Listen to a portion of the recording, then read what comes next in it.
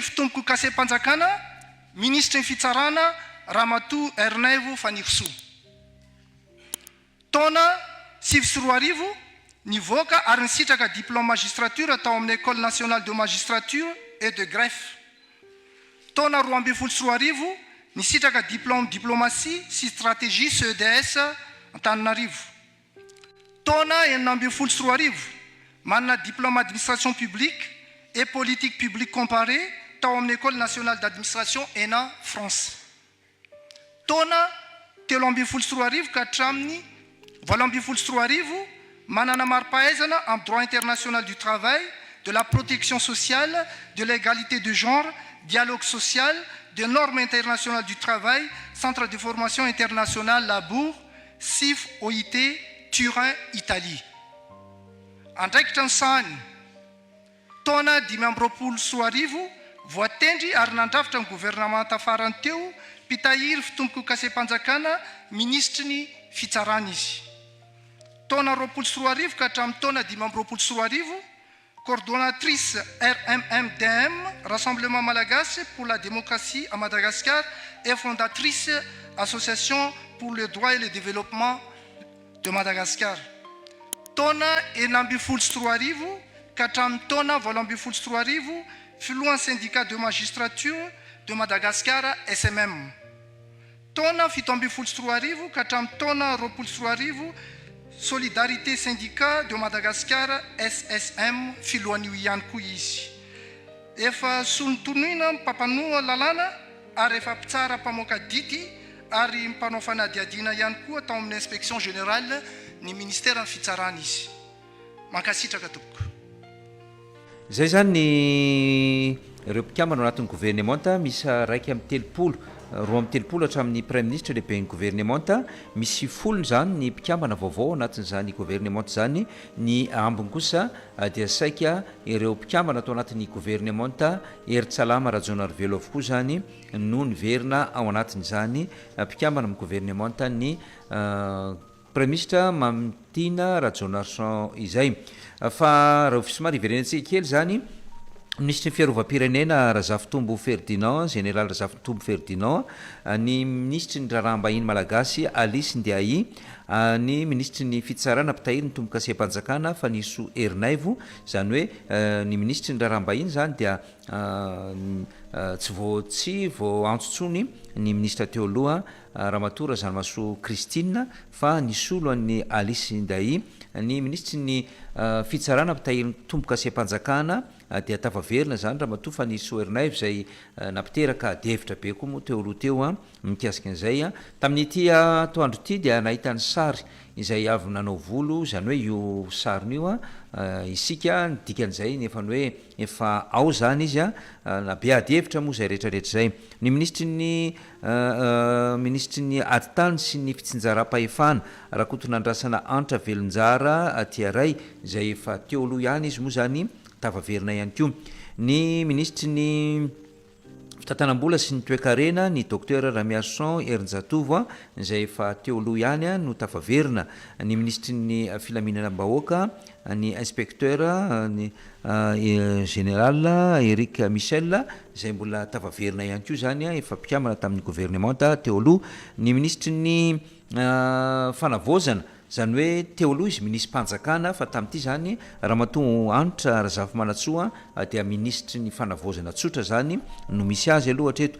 Ny ministre ny fanajariana ny tany ny général Lilisson René de Roland Urbain, io zany dia mbola tavaverina ihany koa izy. Ny ministre ny fahasalamam-bahoaka moa ny docteur Monira izay efa teo aloha ihany dia tavaverina ihany koa izany ministre izany. Ny ministre ny fanampianarana ara-teknika, fanofanana teknika Andriamampandry Todsoa fa raiky amby folo zany amin'ilay vaovao izy moa dia solombavambahoaka avy amin'ny tiako Madagasikara avy amin'ny boriboritany fahenina fa diso moa zany nanono anazy teo boriboritany fadimy. Andriamampandry Todsoa dia solombavambahoaka atao amin'ny boriboritany fahenina avy amin'ny antokotiko Madagasikara no lasa ministry ny fanofanana ara-teknika. Ny ministry ny fampianarana ambony sy ny fikarohana ara-tsiantifika ny professora Ravony Martsoa Ndaialy izy zany no lasa ao anatin'izay. Ny ministry ny fanabeazam-pirenena Rajon Arson izay efa teo aloha ihany no niverina zany ny ministry ny fambolena sy ny fiompiana zany no nisy fisarahana na tonga ny hoe lasa 23 mpikambana anatin'ny gouvernementa satria ny ministry ny fambolena Gaëtan Ranamino ary ny ministry ny fiompiana Andrianomenjanary Rina Nantenaina samy vaovao avokoa zany ireo. Ny ministry ny fampiroboroboana ny indostria Rina Rarmanjatovo izay vaovao ihany koa zany ny ministry ny indostria. Ny ministry mivarotra sy ny fanjifana izay efa nitazona ny andraikitra teo aloha ihany Andriamadson Michela Angèle ary ny ministry ny fampananan'asa ny asa panjakana sy ny asa sosialy Denis Franconion Maka izay tsy eto toerana moa fa any ampitan-dranomasina no nanaovana ny fakakevitra zany dia tsy niatrika an'ilay nisy ve lesa moa tsy nisy niatrika an'ilay antsoina hoe ino misy teo ty anaran'izy teo fa variana koa tsy polygraphe izay rehetra izay. Ny ministry ny fitaterana sy ny famantarana ny toetrandro Andrianavalona Herzo izy koa dia vaovao mpitarika syndikaly avy eo amin'ny solidarité syndicat malagasy SSM mitovy amin'ny ramatoa fa ny Soernavy zany taria aloha taria izy dia inspecteur ny douane amin'ny fadiseranana zany no nahafantarana azy. Ny ministry ny angovo sy ny akoranafo Bearmanda Lucas vaovao zany dia asa tokoa zany raha nanamarina n'ilay adihevitra nitranga teo aloha tamin'ny ministra teo aloha Raltera Ando izay rehetra izay satria vaovao zany izy tia teo aloha teo moa niteraka adihevitra be any koa tamin'ny nambara ny colonel Rakotomamonjy Patrick ny ministry ny angovo sy ny akoranafo Raltera Ando ny solo zany izy Andra Bearmanda Lucas. Ny ministry ny arena kibony tany sy ny loharano karena stratégique Andriaparany Karl izay efa teo aloha ihany moa zany no niverina. Ny ministry ny asa vaventy Ratefimanana Richard izay vaovao ihany koa angamba izy io tokony atenaina nikia. Ny ministry ny jony sy ny toekarena manga Maharav Jean vaovao ihany koa izay.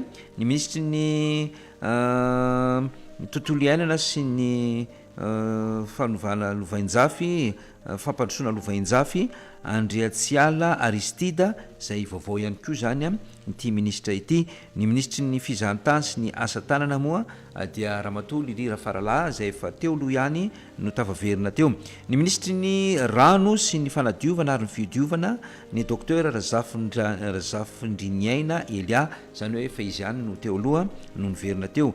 Ny ministry ny ino moa zany poste sy ny fifandraisan-davitra sy ny ahitao ara stratégique maefa Andriamampiadana izay efa teo aloha ihany ny aikady mirindra zany izay efa teo aloha ihany maefa Andriamampiadana. Ny ministry ny ponina dia Rakotoniaina Voanginirina Katia vaovao ihany koa izay. Ny ministry ny tanora sy ny fanatanjahantena Andriamatoa Rasambany Alain Désiré izay efa nitazona zany andraikitra zany ihany koa teo aloha. Ny ministry ny serasera sy ny kolotsaina Gaskara Fenso Mandrindra Arivony izay zany le anara Mandrindra Arivony fa misy diso koa le fanonana azy teo. Ny ministre délégué misahana ny gendarmerie-pirenena ny général Mbama Marina izy koa zany dia efa nitazona zany andraikitra izany. Raiky amin'ny telopolo zany ny mpikambana miaraka amin'ny premier ministre zany dia 2 ny membre n'ity gouvernementa ity hiditra mivantana eo ihany koa namana Ismaël Razafinarivo asa raha efa ao namana Ismaël Razafinarivo ireo zany no mpikambana ao anatin'ny gouvernementa. Tsy nisy ny fiovana firy aloha tamin'ny ankapobeny ny 12 tamin'izy ireo no nisy vaovao zany araka ny izay efa nitonontsika teo ny tombo ray satria nozaraina roa zany ny ministera ny fiompiana sy ny ministera ny fambolena ny zara roa io koa moa efa nisy etsiketsika ihany nataon'ny mpiasa tao anatiny ny syndicat niverimberina matetitetika izay tao anatin'izay rehetra zay. Misy avy amina syndicat zany no ao anatin'ny gouvernementa aloha amin'izao fotoana izao dia ny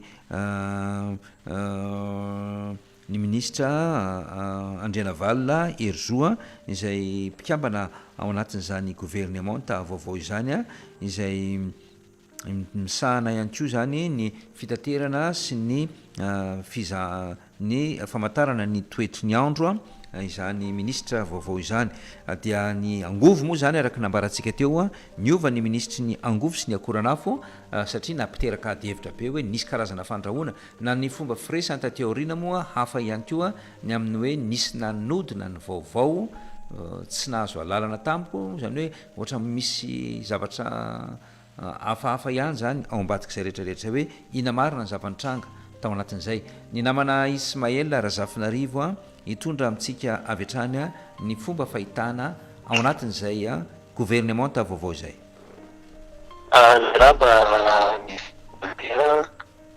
Miraba niki nantenaina miraba ny ekipa rehetra eto amin'ny sapeo miraba antsika rehetra izay nanjo hiatany hatrany ny fampitana mivantana izay nataony ty ekipa rehetrarehetra ty tolonjapeo makasitraka ny ekipa teny avoloa ny namana Njaka Tena Fonsoa moa zany anisan'ny niditra ny fantana natetitetika eto amin'ny onjapeo. Ngamba aloha teboka vitsivitsy zany hoe karazana fijery aingakaingana ny zava-misy fotsiny aloha no ataontsika satria amin'ny vanim-taona takanytaony koa dia mila mijery amin'ny loha mangatsika tsara rehefa aorianany sao maimaika izao. Teboka voalohany aloha dia samy natsapa aloha ny rehetra hoe naritra dia naritra ny fiandrasana ny fahaterahan ty gouvernement ty. Lasa nisy fanadroadrona raha farany hoe sarim-piterahany mila atao sezarieny sy ny ohatrohatran'izany ny kodaba sy ny resaka tao anatin'izay nandeha. Ny anankiray koa dia ny anjara toerany mpanao gazety eo anaty ny trangadakany satria misy moa ny hoe arifenita ny ora ifandretrahana hoe eto no manomboka ny ohatran'izao dia eto kanefa atom-pamantaranandro 5 amanenina no lany ho an'ny mpanao gazety zany izay ny azo ny avoloa eo amin'ny fanatanterahana ny azo. Io moa matetika hidivantsika foana namana Michel Ralbert mba hoe samy apetraka amin'ny asiny ny anakiny ny tsirairay satria tsy mpanohizana ny mpanao gazety eo amin'ny vahoaka malagasy lim-baovao sy ny mampita ny vaovao any amin'ny olona fa somary no ambevanina ihany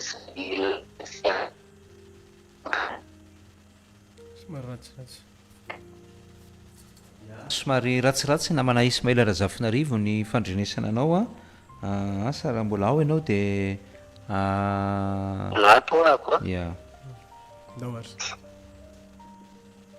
eo amin'iny teboka faharoa zany no somary jerena ihany mba samy apetraka amin'ny andraikiny ny satriatra satria atom-pamantaranandro 5 amanenina no lany ny mpanao gazety teo amin'ny hoe fiandrasana fotsiny an'izay fahaterahan'ny gouvernement miampy ny hoe any ivelany aloha amin'ny fotoana eto miditra sy ny sisa dia manahirakirana daholo ny mikasika an'izay fefa vita moa zany iny tokony jeren'ny tompona andraikitra ny makasika an'izay manaraka.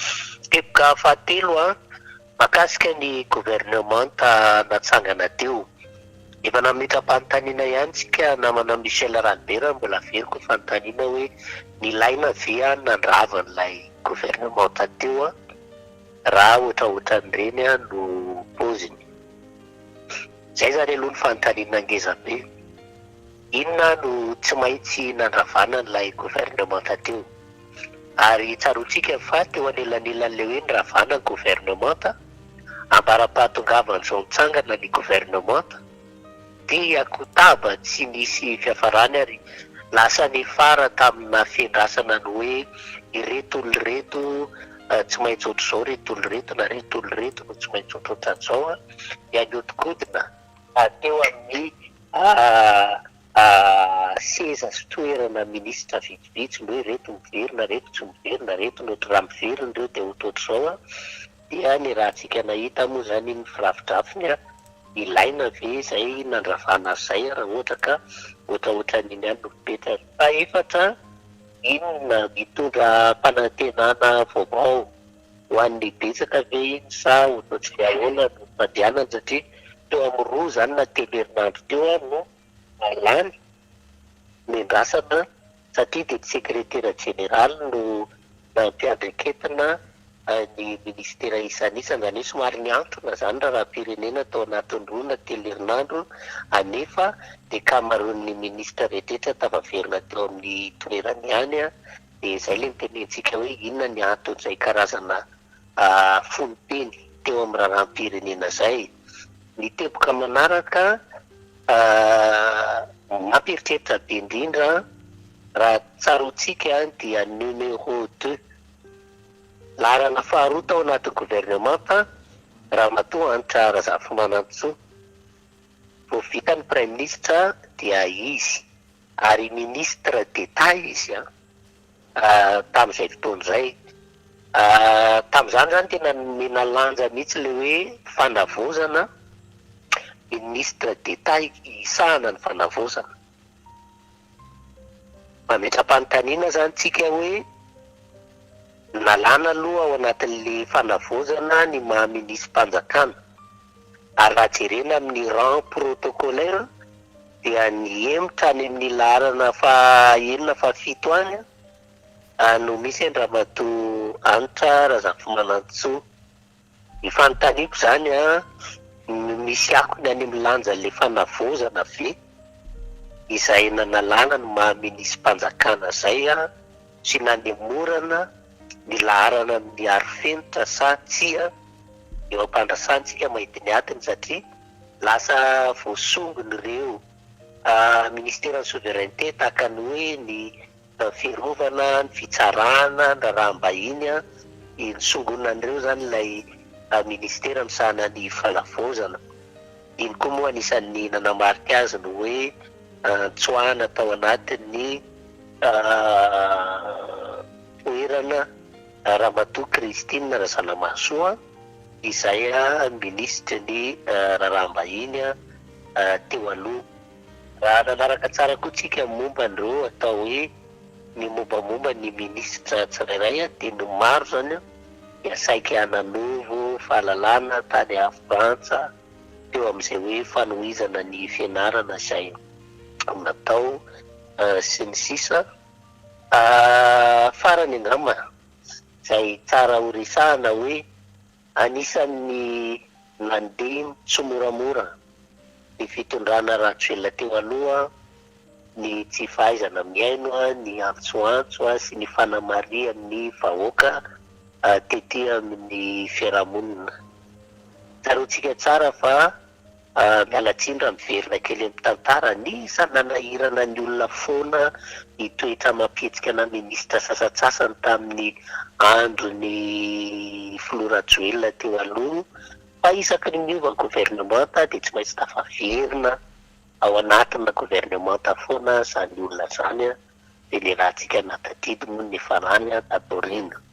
Dia mahita zavatra ohatr'izany tsika hoe misy ministra izay anisan'ny nampimenimena na niteraka aty hevitra be taty anatin'ny fiarahamonina, na eo amin'ny hoe zavatra nytenenina diso, na eo amin'izay mety hoe zavatra omaly dia hafa nytenenina misy talangelanga samy hafa tao anatin'ny resaka mandeha.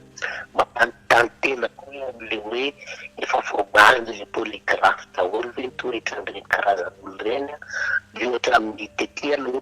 Aka ohatra ray fotsiny laotsika raha mandray Ramatoa Raisara Zaivola zay no lazain'ny ministra Gasikara fa olo marina io enjehan'ny fitondrana teo aloha io fa tokony hatsahatra ny fanenjehana azy, nefa ny ministra Fanirisoa eo anitikitika hoe pisoloky io, mpakavola io, mpanalina ny karany ireny nefa rahantsika rahany raisa farany teo reny tamin'ny alalan'ny vocal sy ny sisa.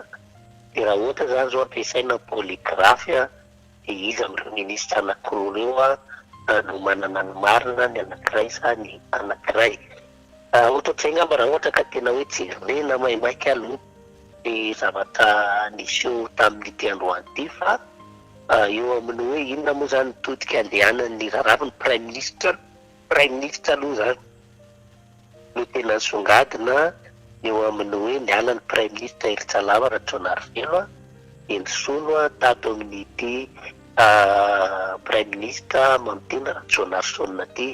Fa ity zany misy zavatra tsara tsy pihana Michel Ralbert tao amin'ny lahateny nataon'ny filohan'ny fanavozana ny colonel Michael Randrianirina dia nisy fehezantena anankiray zany nanamarika manokana hoe misaotra ny ankolafika rehetra teo amin'ny era-miasa sy misosokevitra na tafatsangana an'izao gouvernementa zao. Sika moa zany efa somary nialany niady hevitra le hoe ny prime ministre efa desehan'ny samifina tamin'ny andro n'Andriamatoa Rajoelina teo. Fa rehefa nahita n'Andriamatoa todosoa ao anatin'ilay gouvernementa atsika zay anisany angamba ataontsika hoe olona tena tia mivady belirano ao anatin'ny antoko tim dia mametra-panontaniana ihany zany amin'le hoe manao analizy tsika misy karazana fisokafana amin'ny ankolavin-kevitra samihafa ihany ve zany io lay gouvernement io fa nalefa taty amin'ny premier plan aloha ilay kotahan'ny fanavozana sy hoe reto mpitolona reto ana ny ministère souveraineté zany aretany tazon'ny colonel Michael Randrianirina dia mety nasiana tany amin'ny ankolafy samihafa ny any amin'ny akoatran'izay. Mila tsirihana akaiky zao hoe anizany fambolena, anizany industrie, aniza raha ohatra ka mandeha amin'izay lafiny zay. Fa ny fanontaniana anankiray koa dia hoe ny ministre Todosoa ve anao mitovy amin'ny fanirisoa sy ry Lili Rafaralahy hoe rehefa tonga ao anatin'ny gouvernement io dia ohatran'izay koa antsara zafy manatsoa rehefa tafiditra ao anatin'ilay gouvernementa dia tsy amin'ny anaran'ny tim sa amin'ny anaran'ny tim satria nisy fotoana ny filohan'ny tim mihitsy no nilaza fa tsy manana solitena ao anatin'io gouvernement io izy. Efa miova ve izay zavatra izay sa ahoana ny fandehany? Raha tena fijery ara-teknika maimaika fotsiny zany tsy ara-politika izay fomba nijerentsika azy zay namana Michel Ralbert dia eo am-pandrasana moa tsika mahita ny atiny. Mankasitraka antsika rehetra.